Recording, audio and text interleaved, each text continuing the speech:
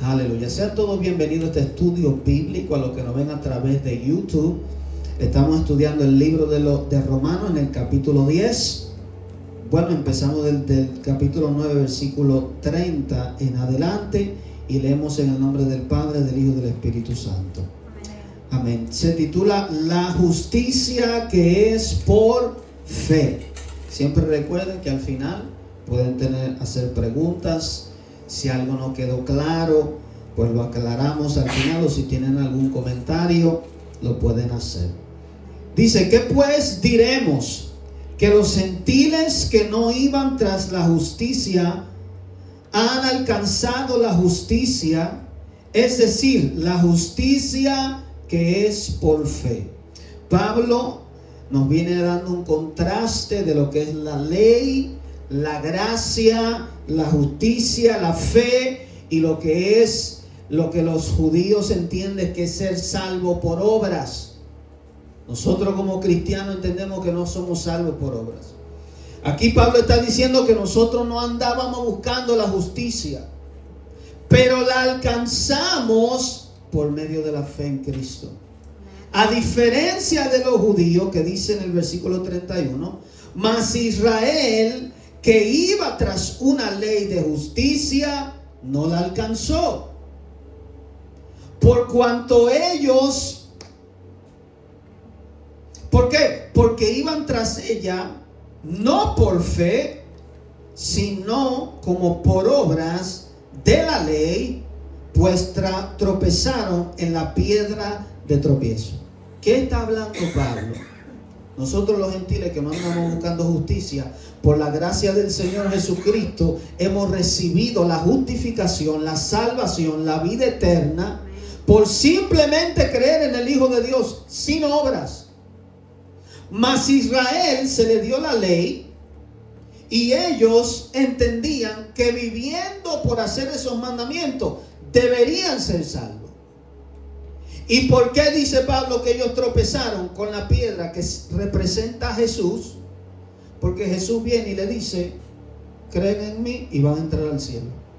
Y ellos no podían aceptar eso, porque ellos habían entendido que Dios había dado mandamientos y que a través de esa ley ellos podían entrar. Como hay muchas religiones el día de hoy que entienden que para yo entrar al cielo o estar en la presencia de Dios, yo tengo que con mi esfuerzo ganarme el cielo. Y eso es inválido. No hay nada que tú puedas hacer en este mundo que te haga ganar el cielo. No hay nada que tú puedas hacer delante de Dios que a Él le sorprenda o le maraville para dejarte entrar al cielo. No, para eso Él envió a su Hijo, para que simplemente creyendo en su sacrificio, en lo que Él hizo, entonces tú seas salvo. Verso 33 dice: como está escrito, y algo que hay que señalar, entiendan esto, el Viejo Testamento, lo que se escribió en el pasado antes de Cristo, todo eso, allí está el Evangelio y la revelación de Dios. El Nuevo Testamento es la revelación del Viejo. Confirma lo que en el Viejo estaba en oculto, como misterio que Dios había escondido. Por eso Pablo una y otra vez se refiere a lo que dijo el profeta, lo que dice la ley, y en este caso eso es lo que dice en el versículo 33. Eso está en Isaías 28. Dice: como está escrito, he aquí pongo en Sión piedra de tropiezo y roca de caída. Y esa roca representa y está hablando de Jesús. Y el que creyere en Él no será avergonzado. Pablo está dando aquí a entender que los judíos, los israelitas, a donde Jesucristo vino a salvarlos a ellos tropezaron con Jesús. ¿Qué pasa con una piedra? Cuando tú tropiezas, tú te caes. Jesús fue para ellos una piedra de tropiezo, porque no pudieron entender la revelación de lo que estaba en el Viejo Testamento, que Cristo había de venir, que Dios se iba a hacer un hombre. Ellos no pueden entender eso. Dios hacerse un hombre, ¿cómo es posible? Dios tener un hijo, ¿dónde está eso en las Escrituras? Y para ellos es tropiezo, no lo pueden recibir, no lo pueden entender. Pero Dios, que es sabio, hizo estas cosas para que nosotros la entendiéramos. Dice: hermanos, ciertamente el anhelo de mi corazón y mi oración a Dios por Israel es para salvación. Porque yo les doy testimonio de que tienen celo de Dios, pero no conforme a ciencia. Oiga lo que Pablo dice. Está hablando de los israelitas, está hablando de los judíos, está hablando del pueblo de Israel. Ellos verdaderamente tienen celo por Dios, dice él.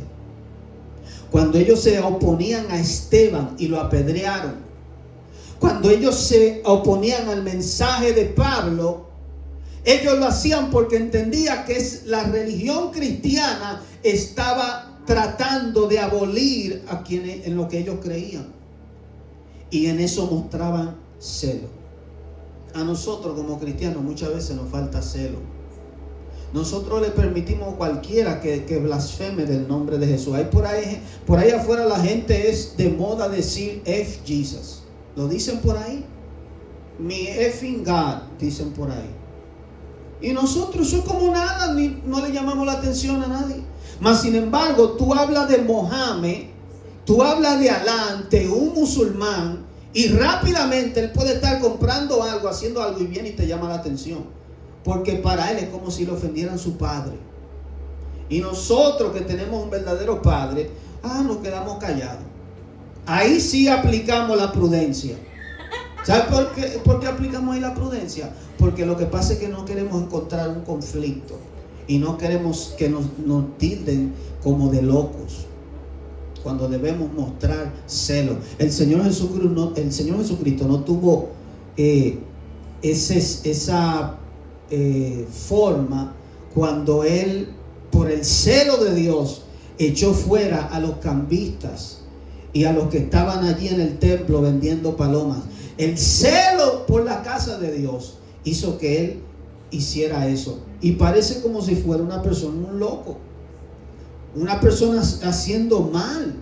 ¿Cómo va a ser que yo voy a hacer esa imprudencia? No, porque Él entendía que esa era la casa de su padre y Él defendió lo que era de Él. Nosotros debemos hacer eso. En su trabajo, alguien que empiece a blasfemar del Señor, usted le llama la atención, le dígale: no se meta con mi Dios, no hable mal de mi Señor, que Él me salvó. Porque una de las cosas, como Rafaela decía, que el mundo quiere hacer, es hacernos sentir mal a nosotros de lo que nosotros creemos que es bueno. Pero ellos en su maldad hablan y divulgan. Por eso un día en una barbería un hombre estaba hablando de que yo fui a Colombia y me costé con tanta y por dinero y hice aquello. Y yo ahí sentado tuve que escuchar todo su disparate. Entonces, ¿sabe qué? El Señor me movió a hacer algo. Yo fui donde Él y le dije: mira, esa vida, alante de todo el mundo. Porque no es posible que Él hable toda su basura y yo tenga que escucharla. Entonces va a tener que escucharme a mí. Y le dije: todo eso te va a llevar a la perdición. Nada de eso te va a dar vida. Nada de eso sirve. Ajá, sí. Y ahí todo el mundo escuchó eso. Entonces, a nosotros los hijos de Dios sí también usted tiene que dejarse escuchar. Tener celo por las cosas de Dios. No dejar que el mundo pisotee el nombre de Cristo. Así como dice Pablo que los israelitas, los judíos, tienen celo por las cosas de Dios. Y que el anhelo de Pablo es de que ellos sean salvos. Fíjense que él dice: mi oración. Por eso usted va a encontrar que en esta iglesia oramos por Israel.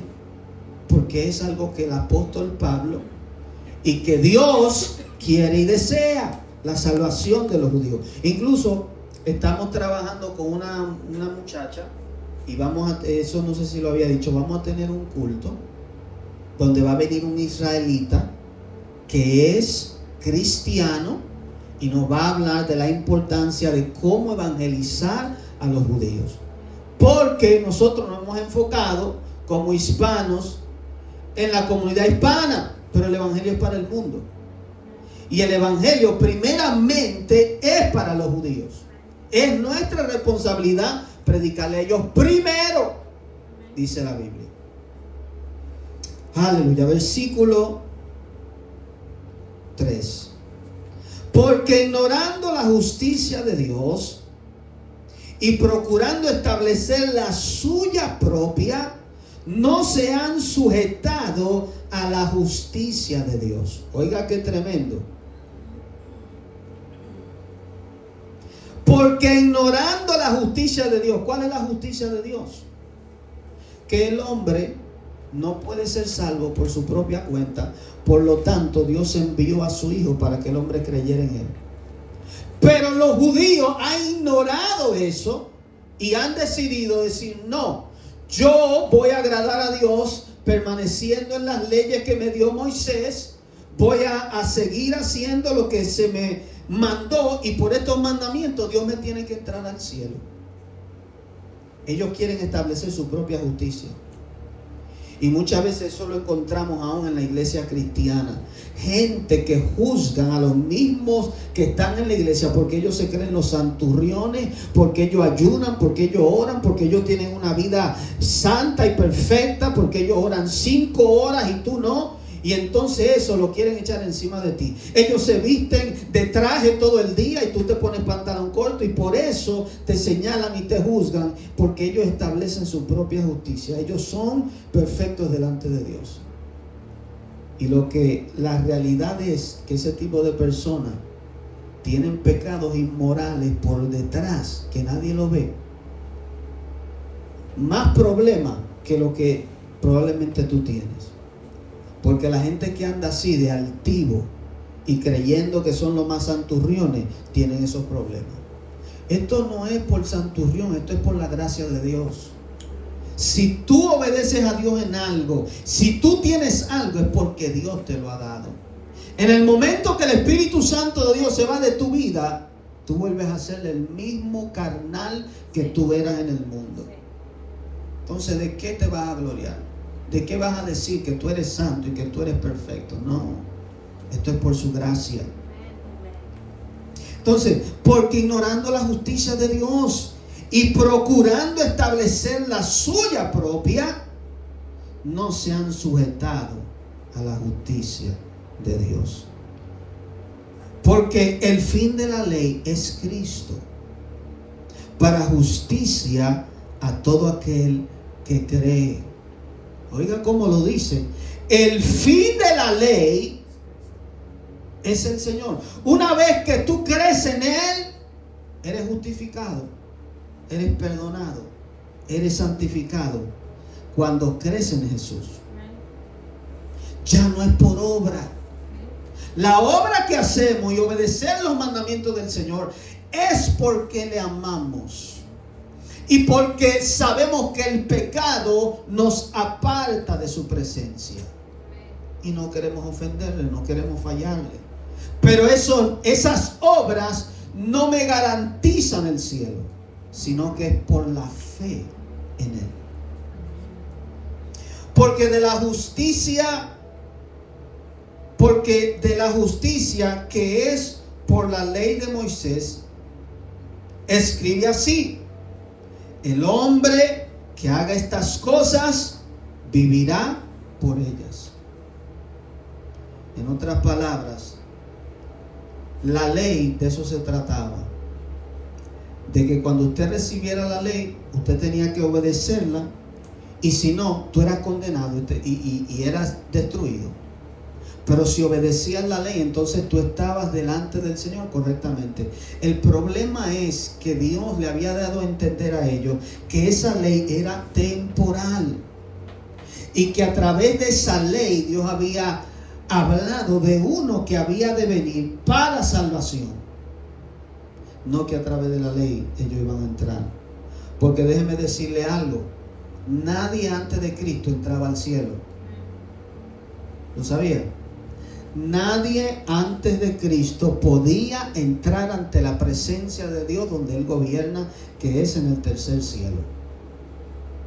Todos iban al seno de Abraham, como dijo Jesús, esperando allí que entonces Cristo viniera para sacarlo de ese lugar y que ellos pudieran entrar al cielo, después que la sangre hubiera sido derramada. Entonces, por eso dice lo siguiente: pero la justicia que es por la fe, dice así: no digas en tu corazón quién subirá al cielo. Esto es para traer abajo a Cristo. En otras palabras, Cristo que estaba en la cruz, si tú lo quitas, si Él se baja, si no hay cruz, no hay quien pueda entrar al cielo. O sea que la fe de Cristo que nos salva es por lo que Él hizo en la cruz. Si no hay cruz y solo mandamiento, nadie puede entrar al cielo. Y luego dice: pero la justicia que es por fe, no, versículo 7, ¿o quién descenderá al abismo? Esto es para hacer subir a Cristo de entre los muertos. En otras palabras, si Cristo no hubiera descendido al Seol a buscar a aquellos que estaban en el seno de Abraham, si Él no hubiera muerto, entonces nadie hubiera podido ir al cielo y todos hubieran quedado en el infierno. Se hubieran quedado allí en ese lugar. Por eso la fe de Jesucristo, el hecho de que Él murió, esas dos cosas, el hecho de que Él murió en una cruz, nos salva y nos justifica porque Él pagó por nuestros pecados. Y el hecho de que Él descendió a lo más profundo de la tierra y resucitó de entre los muertos, nos da la esperanza de poder ir al cielo, como Él entró ante la presencia de Dios. Y esta es nuestra fe en lo que Él hizo, no en lo que nosotros podamos hacer por las obras. Verso 8 dice: mas ¿qué dice? Cerca de ti está la palabra, en tu boca y en tu corazón. Esta es la palabra de fe que predicamos: que si confesares con tu boca que Jesús es el Señor y creyeres en tu corazón que Dios le levantó de los muertos, serás salvo. Esto es lo que nosotros como cristianos creemos. Este es el protocolo de cómo una persona puede alcanzar la salvación. Cuando a una persona se le predica el evangelio, se le explica lo que Cristo hizo, se le habla de que el hombre está perdido y que a través de Cristo hay salvación. Cuando la persona cree en su corazón que verdaderamente Jesús es el Señor y Dios le resucitó de entre los muertos, en otras palabras, de que Él está vivo, cuando yo confieso a Jesús como Señor, entonces la salvación me es otorgada. Esa es la palabra de fe que creemos, como dice Pablo. Por eso la salvación es una confesión. Por eso cuando oramos, hablamos, confesamos. Cuando Jesús le daba una orden a algo, a la higuera, para que se secara, fue con su voz, con la boca, no fue con el pensamiento. Entonces nosotros, cuando una persona viene a Cristo o cuando una persona se va a bautizar, es necesario que confiese, que crea: sí, yo sé lo que estoy haciendo. Jesús es mi Señor y mi Salvador, y por eso yo lo confieso delante de muchas personas, públicamente. Claramente está, esto usted lo puede hacer en privado también, para que no caigan, ¿verdad? Para aclarar.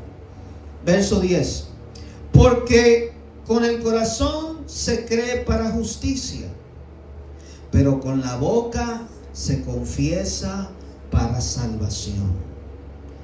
Cuando una persona, incluso cuando Juan el Bautista estaba bautizando a las personas, dice la Biblia que las personas venían y confesaban sus pecados. Ellos decían: hice esto, robé, yo hice aquello, lo otro. Y el punto del bautismo era para eso, para prepararlos para el camino de aquel que iba a venir y traer perdón. Entonces el bautismo en el cual nosotros somos bautizados, en ese momento, por eso muchas veces se le pregunta a la persona: ¿tú crees que el Señor Jesucristo es tu Señor? Sí. ¿Tú crees que Él resucitó de entre los muertos? Sí. ¿Te bautizas tú en el nombre de Cristo Jesús para el perdón de los pecados? Sí. Es una confesión. porque aún los espíritus inmundos entienden esas cosas. Si usted escucha el testimonio de un satanista, usted va a escuchar que ellos, para entrar en esa secta, tuvieron que hacer un pacto, una confesión. Un juez o un sacerdote, cuando te dice, tú te quieres casar con un fulano, te quieres casar con ella, diga sí o no, acepto o no. Una confesión. Es lo mismo como Cristo. Para usted recibirlo y aceptarlo, tiene que confesarlo. Pero para confesarlo, tiene que creerlo. Por eso, oigan bien, nosotros en la iglesia evangélica nos han acostumbrado a que una persona confiese a Cristo, y muchas veces queremos forzarlo y obligarlo. No lo haga. Si una persona no cree en su corazón verdaderamente que Jesús es el Señor, si una persona verdaderamente no quiere recibir a Jesús y usted lo está forzando para que simplemente lo confiese y lo diga, y usted sentirse bien de que de esa persona lo confesó, no lo haga. Porque esto no funciona por simplemente hablar. No, también hay que creerlo dentro. Yo cuando acepté al Señor, lo acepté con la convicción de que yo quería dejar mi vida pasada, dejar el mundo atrás para seguir a Cristo. Y por lo tanto confesé, hablé públicamente en una congregación de que yo seguía a Cristo y que era cristiano. Amén. Verso 11, pues la Escritura dice, todo aquel que en él creyere no será avergonzado, porque no hay diferencia entre judío y griego, pues el mismo que es Señor de todos es rico para con todos los que le invocan. O sea que no hay diferencia. Así como el gentil debe confesar a Jesucristo, así también el judío, para entrar al cielo, para ser salvo, tiene que confesar a Cristo. No porque ellos son hijos de Abraham, tienen la salvación o tienen algo más especial que usted. No. Todos, el Padre ha determinado que todos tienen que ir a Cristo Jesús para obtener salvación, vida eterna, su gracia, su favor, su misericordia, sus beneficios. Por eso Él dice, no hay diferencia. No, yo cuando vine al Evangelio, veía a los judíos, yo les decía, Señor, ¿por qué tú no me permitiste nacer judío? Porque ellos tienen como una mejor, están como más adelante de nosotros, yo pensaba. No. La misma gracia, salvación. Incluso el Señor le dijo a ellos, hay muchos de los hijos del reino que van a ser echados en el lago de fuego, y muchos que no son pueblo, hablando de los gentiles, serán primeros y se sentarán con Abraham a comer. No hay diferencia. Aleluya.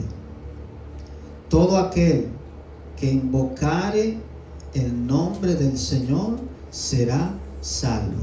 He escuchado testimonios de personas que sin conocer a Jesús en un momento dijeron, Jesús, sálvame. Y Jesús vino al cuarto y tuvieron un encuentro con él. Con solamente invocar su nombre. ¿Por qué? Porque esta palabra tiene que cumplirse. Ahora, ¿qué sucede tal vez con usted?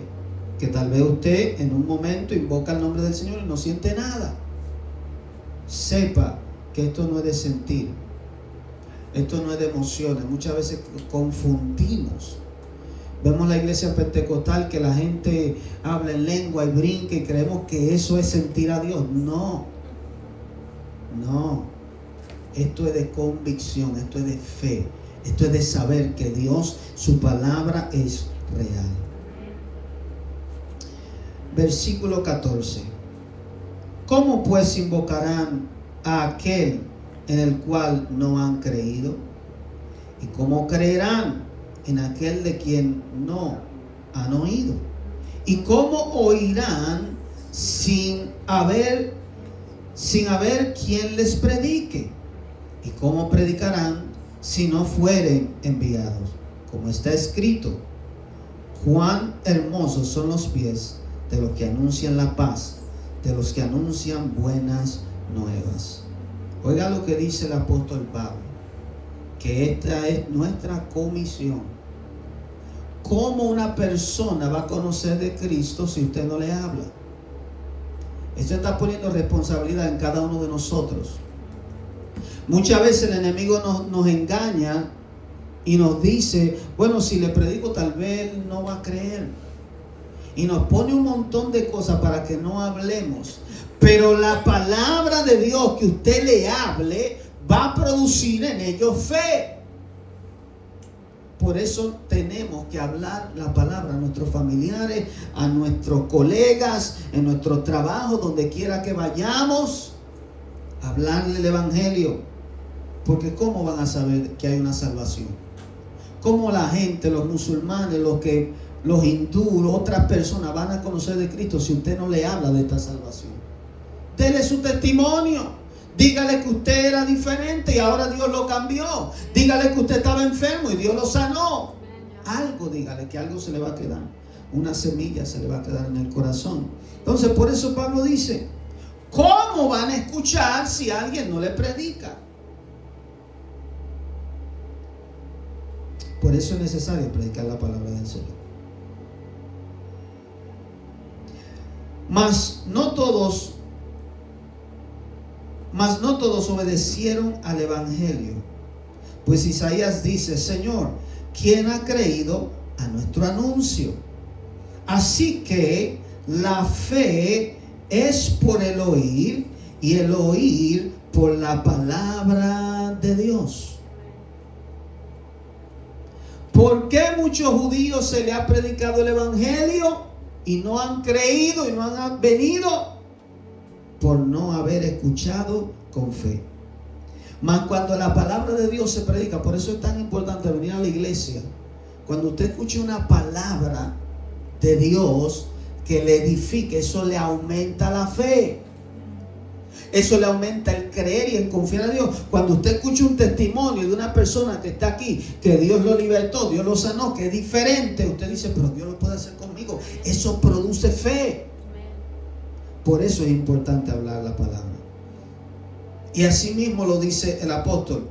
Así que la fe es o viene por el oír la palabra. Por eso, empápese de la palabra. Yo, cuando no tenía quien me hablara, me predicaba, porque habían días que no íbamos a iglesia, escuchaba un predicador o leía la Biblia.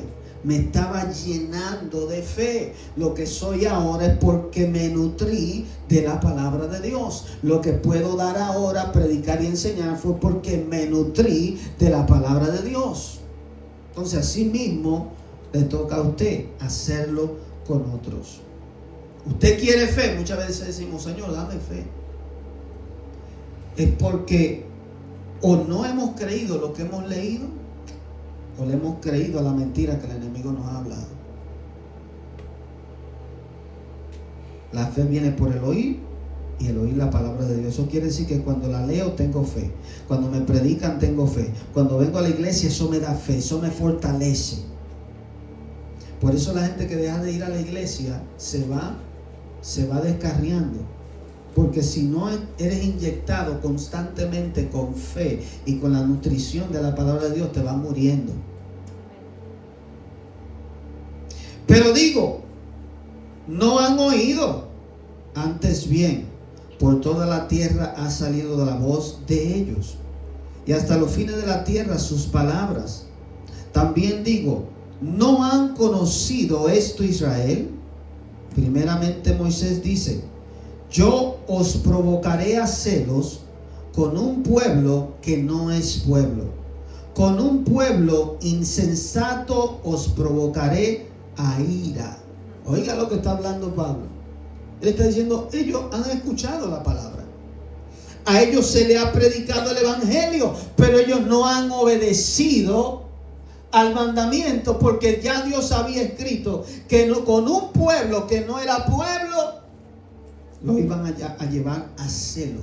Eso es lo que siente Israel cuando nos ve a nosotros proclamando el Dios de ellos, que es el Dios nuestro. Es como cuando el hijo del padre o el padre adopta un hijo fuera y el hijo de dentro, a veces al adoptado le ponen más atención y el de dentro se siente con celo. Eso es lo que ha pasado con Israel y nosotros. Y nosotros que somos agradecidos de haber sido introducidos en esta familia, tratamos con bien al hijo que es legítimo y lo amamos, aunque ellos nos tengan, como ellos mismos dicen, dijín, que quiere decir perros. Ellos le dicen perro a los gentiles. Como Jesús le dijo a la mujer serofenicia, no es bueno que quitarle la comida a los hijos para entregarle a los perrillos. Ella entendió que ella era una gentil fuera del pacto, pero entendió también que aún los perrillos de las migajas de sus amos caen y ellos se alimentan. Y Jesús dijo, grande es tu fe, mujer. Entonces, los judíos se les ha predicado el evangelio, se les ha hablado. Ellos no han creído porque también la palabra dice que Dios los cegó para que entremos nosotros al reino. Y por lo tanto, como dice la palabra de Dios, que serían provocados a celo, a ira por causa de nosotros. Luego en el versículo 20 dice, e Isaías dice, resueltamente fui llamado de los que no me buscaban. Fui hallado de los que no me buscaban. Me manifesté a los que no preguntaban por mí. ¿Quién eran esos? Nosotros, los gentiles. No conocíamos a Dios. Estábamos ajenos a sus promesas. Estábamos ajenos a quién verdaderamente era. Estábamos adorando falsos dioses. Los gentiles venimos de adorar falsos dioses. Si usted ve en el libro de Hechos, lo que hacían los romanos, los corintios, era que adoraban a dioses griegos, a Poseidón, a Zeus, a Diana, todos esos dioses. No lo andábamos buscando al Dios real. Y Él vino y se nos manifestó. Él nos envió apóstoles, personas que nos predicaran. Y Israel, cada vez que veía eso, que Pablo le decía, era necesario predicarle a ustedes los judíos el evangelio, pero por cuanto ustedes no quieren el evangelio, pues nos tornamos a los gentiles. Y empezaron a apedrearlo.